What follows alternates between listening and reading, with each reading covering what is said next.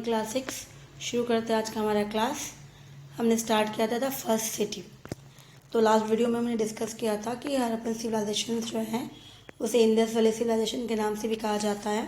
साथ साथ हमने डिस्कस किया था उसकी टाउन प्लानिंग। तो उन्होंने टाउन प्लानिंग कितने अच्छे से की थी, जहाँ पे उन्होंने डस्टबिन, ड्रेनेज सिस्टम्स बहुत ही इतने अच्छे से साफ, मतलब neat and clean, hygienic, total hygienic. तो आज जिस तरह से हमारा प्रॉब्लम होता है उस तरह से वहाँ पे ड्रेनेज सिस्टम जो था इतना कवर्ड था कि घर के जो पानी होते हैं इस तरह से कवर्ड, कहीं पर भी खुला कुछ नहीं, डस्टबिन भी कवर होते थे, रोड जो होते थे वो भी उसकी जो वाइड थी बहुत ज़्यादा थी, और एवरी एंगल जब भी उनकी क्रॉसिंग होती थी तो राइट एंगल्स में होती था। तो इसी तरह से जो चीज़ें उन्होंने बनाई थी कि आज अगर जो हम देखें तो आज से कहीं ज़्यादा उस समय के लोग हमसे ज़्यादा एडवांस थे। ठीक है, तो इस तरह से हमने ये डिस्कस किया था। आज हम लोग शुरू करेंगे, उसी से रिलेटेड ही है, टाउन प्लानिंग से रिलेटेड है।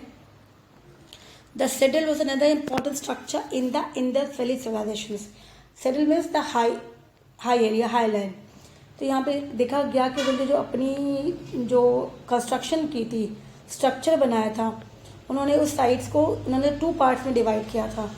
Into 2 we divide into 2, that was the citadels and the lower towns. तो द हाइट में जो द अपर वो सेडल बोल दिया गया, and the lower one the lower towns के नाम से। क्यों, ऐसा क्यों था?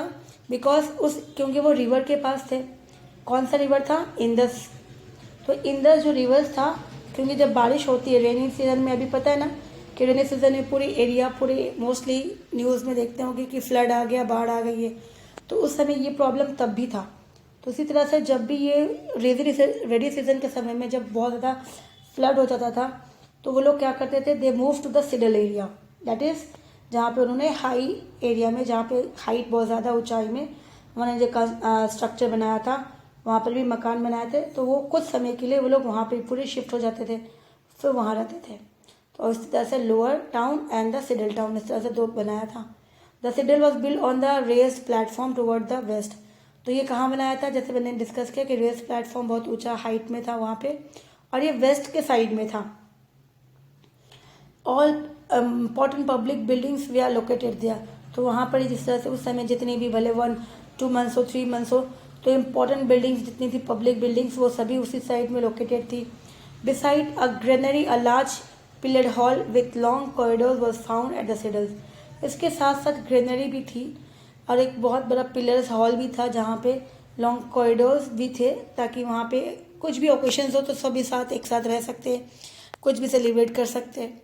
This was probably use for public gathering. तो ये क्यों किया जाता था? पब्लिक गैदरिंग, ताकि वहाँ पे मीटिंग हो, कुछ भी हो, वो उस एरिया को यूज़ कर सके। The lower town included the rest of the city. तो ये वेस्ट पे था, उसके बाद जो लोअर टाउन था वो पूरे रेस्ट जो था वो पूरा एरिया उन्होंने बनाया था lower town. Where most of the population reside, जहाँ पे सभी पॉपुलेशन रिसाइड रहते थे। ठीक है, तो ये कब वहाँ पे चेंजेस होता था? ये कब जाते थे रेस्ट एरिया में, सेडल्स में? During rainy seasons. Rainy season में ही जाते थे, क्योंकि फ्लड एरिया जो वो फ्लडेड हो जाता था, जिसके कारण वो लोग उस एरिया में जाते थे। नाउ अब हम पढ़ेंगे आज न्यू टॉपिक से, लाइफ ऑफ द पीपल। वहाँ जो पीपल्स की लाइफ थी वो कैसी थी? Now the economy and the society of the Indus Valley people indicates that the people lead a very systematic and organized life. तो जिससे जो चीज़ें से पता चला, तो ये देखा गया कि वहाँ की इकोनॉमिक लाइफ, आर्थिक स्थिति, अर्निंग मैटर, सोसाइटी जो थी, जो लोग थे, वो बहुत ही अच्छे थे, सिस्टमेटिक, हर कामों को सिस्टमेटिक और ऑर्गेनाइज तरीके से करते थे। एग्रीकल्चर जो था वो मेन ऑक्यूपेशन था। People as a civilization flourished here near a bank. आए लोगों ने कहाँ पे अपनी सिविलाइजेशन को किया था? रिवर के पास, जहाँ पे इजिली पानी मिल जाए एग्रीकल्चर्स के लिए, उनके लिए। Such a small terracotta plug which may have been toyed have been found and suggest the use of plug in cultivations also. Now terracotta means a type of clay, मिट्टी, जिसे mostly जैसे हम लोग मिट्टी के बर्तन होते हैं तो मोस्टली मिट्टी को क्या करते हैं, बाद में उसे आग में क्या करते हैं, पका बना देते हैं, उसको स्ट्रॉन्ग करते हैं, फायर। तो ये फायर क्ले है। तो फायर क्ले से उससे टॉयज बनाया गया, उससे पॉट बनाया गया। तो टेराकोटा मोस्टली यूज़ किया जाता था। मिट्टी जो होती थी एग्रीकल्चर में, ज़मीनों में, उसके प्लग के लिए भी यूज़ किया जाता था।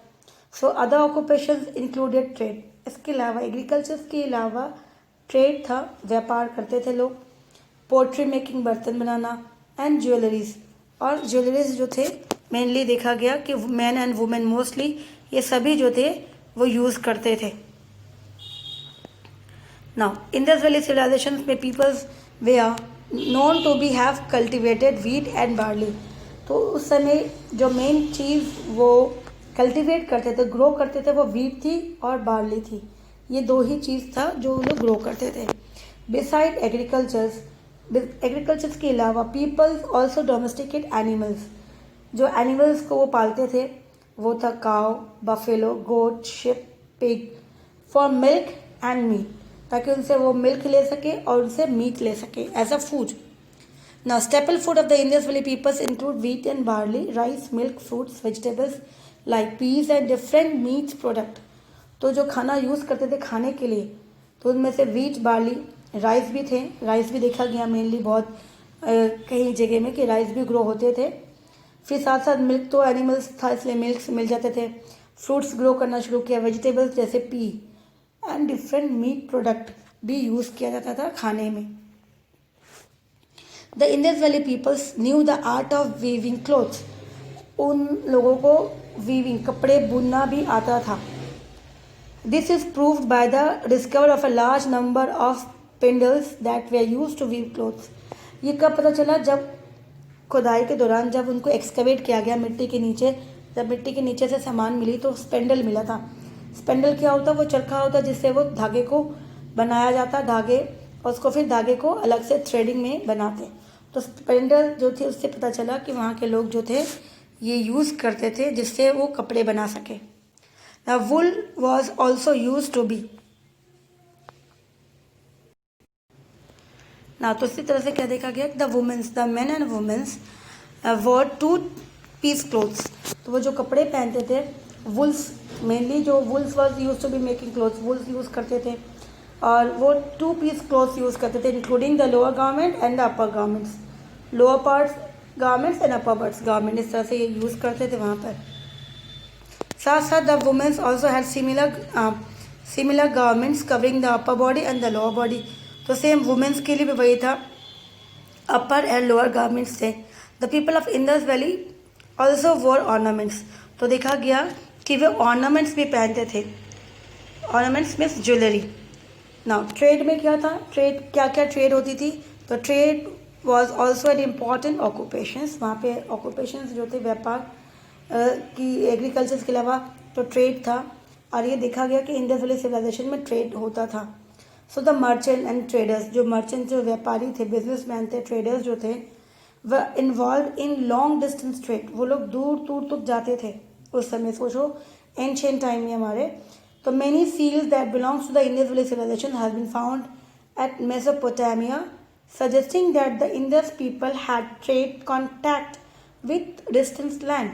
तो जो सीलिंग होती है, जैसे स्टैम्प होता है, स्टैंपिंग में अगर आपको कोई चीज़ होती है तो गवर्नमेंट भी सील करती है, साइन करते हैं, तो उसे परफेक्ट हो जाता है कि हाँ उसमें अब वो पेपर जो है लीगलाइज्ड हो गया, आपको राइट्स मिल गए। या जैसे कोई आपको एप्लीकेशन लेना होता है स्कूल से, तो प्रिंसिपल की स्टैम्प होती है, साइन होती है, तो सील हो जाता है। तो इसी तरह से बिजनेस में भी वो लोग सील यूज़ करते थे। तो कुछ सील जो है हड़प्पन सिविलाइजेशन के, वो कहाँ पे पाया गया? मेसोपोटामिया में।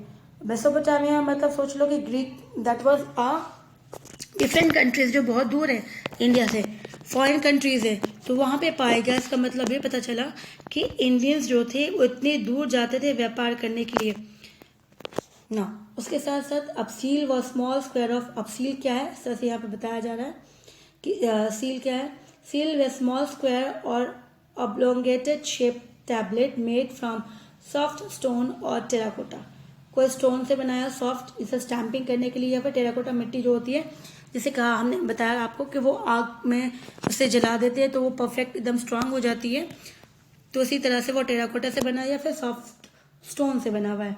This seal has some sort of motif such as an animal, tree और symbol which held some significance or may have depicted positions of authority। तो सील में कुछ ना कुछ बनाया जाता था, जैसे कोई, जैसे आज मान लो हमारे हर स्कूल का अपना अपना सील होता है, अपना अपना स्टैम्प होता है, उनका अपना अपना लोगो होता है। तो उसी तरह से जो ट्रेड बिजनेसमैन थे उनका अपना लोगो यूज़ करते थे, आइदर वो एनिमल्स का हो या ट्री हो या फिर अलग सिम्बल्स हो। तो जिससे पता चलता था कि वो सिंबल से वही एक ही इंसान यूज़ कर सकता है। तो वो डिपेक्ट करता था उसका पोजीशन, उसकी अथॉरिटी कि वो कौन है। Now, a duckyard has been found in the Indus Valley city of Lothal. Duckyard means shipping, जहाँ से डकयार्ड होता है, जहाँ पे जैसे इंडिया में मान लो इस तरह से इंडिया के जो पोजीशंस हैं, ठीक है, ये सारे जो कोस्टल एरिया है ना, यहाँ पे बे ऑफ बंगाल है, बे ऑफ बंगाल है, ये अरेबियन सी है, यहाँ पे सी है, यहाँ पे भी सी है, तो अलग अलग अरेबियन सी है, यहाँ पे इंडियन ओशंस है।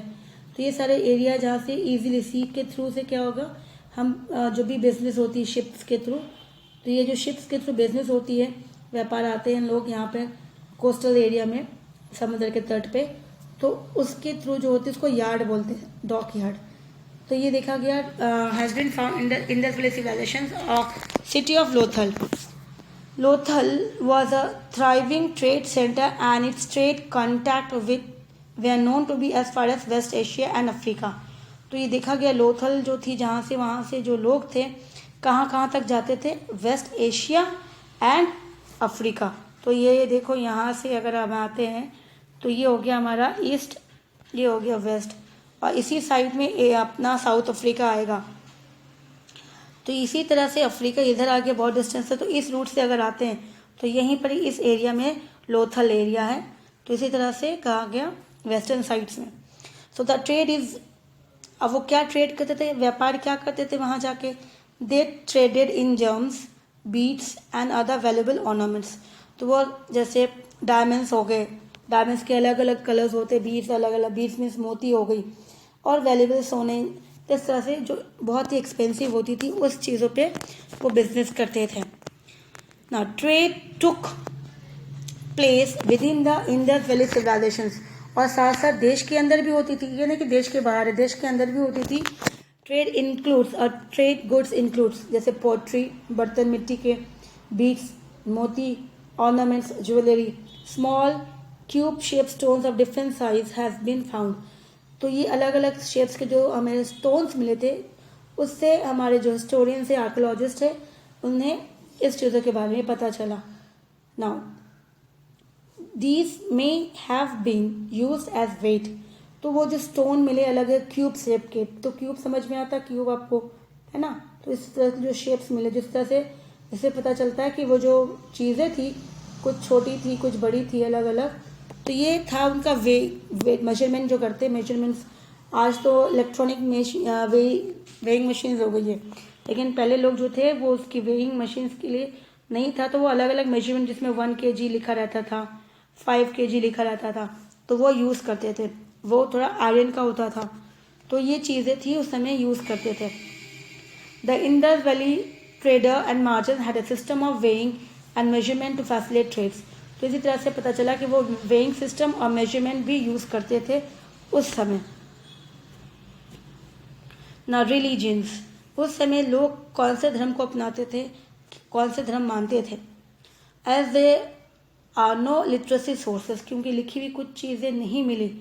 सो for this period we do not have exact information कि उस समय लोग कौन से रिलीजियस को प्रैक्टिस करते थे। हाउएवर एन आइडिया, एक आइडिया जो अनुमान लगाया गया है, that from the numerous seals, जो अलग अलग सील मिली थी, जो सील मिली थी जिसमें पोट्री की बर्तन की डिज़ाइन बर्तन थी, फिर वो सील थी, टेराकोटा फिगर था जो मिट्टी की फिगर्स बना के था, उससे पता चला, डिस्कवर किया गया द आर्टिफैक्ट्स, जिसके थ्रू हमें उनके बारे में पता चला कि they indicate the people worship nature.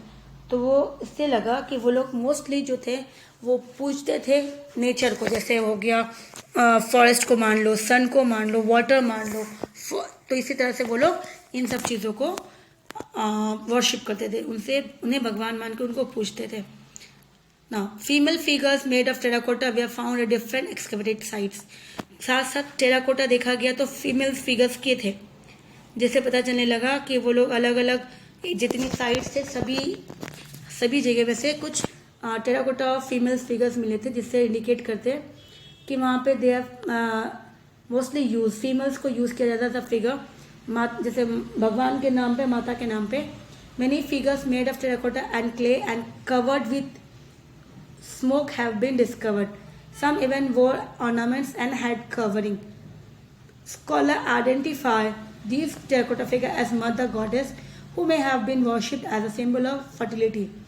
A seal depicting a man sitting in a yoga position surrounded by animals has been compared to Shiva in his Pushpamati form. तो यहाँ साथ साथ जैसे मैंने डिस्कस किया कि फिगर्स जो थे फीमेल्स के, जिस तरह से उनको वो भगवान के रूप से मानते थे, माता के नाम से मानते थे, गॉडेस, और से as a symbol of fertility, क्योंकि इनके कारण ही जो भी फर्टिलिटी हो, जो एग्रीकल्चर जो हो रहा है, जो प्रोडक्शन हो रहा है, इनके कारण हो रहा है. इसके अलावा एक और जो चीज़ें मिली उनको मैन की, जहाँ पे सिटिंग पोजिशन थी, और साथ साथ इट हैज सम एनिमल्स, उनके पास कुछ एनिमल्स थे, तो उन्होंने कंपेयर किया Shiva and compared to Shiva in his Pashupati form. तो इसी तरह से उसे शिवा के रूप में उन्होंने मान के उसको पूजना शुरू किया. The numerous seals have given evidence that the Indus Valley people worship a large varieties of animals and mythological characters. तो जिससे हमें पता चला कि वहाँ के लोग बहुत सारे एनिमल्स और मैथोलॉजिकल कैरेक्टर्स जो अलग अलग उन्होंने फिगर्स बनाए, फीमेल्स के, मेल्स के, उन चीज़ों के ऊपर उन्हें उसकी जो विश्वास थी और उस विश्वास के थ्रू उनको वो पूजना शुरू किया भगवान के रूप में. This animals are clearly depicted in Indus Valley seal, क्योंकि इस सभी एनिमल्स को कहीं ना कहीं सील्स में पाया गया था. उनकी पिक्चर्स थी, जैसे टाइगर है, बुल है, एलिफेंट है, एंटलोप्स है, and hares. There is also some references of to people worshipping plants and trees also. कुछ वर्शिप देखा गया प्लांट्स और ट्रीज की भी की गई. ठीक है. Like Mesopotamia and the Egypt civilization, the Indus Valley civilization people did not build elaborate temple structure or monuments.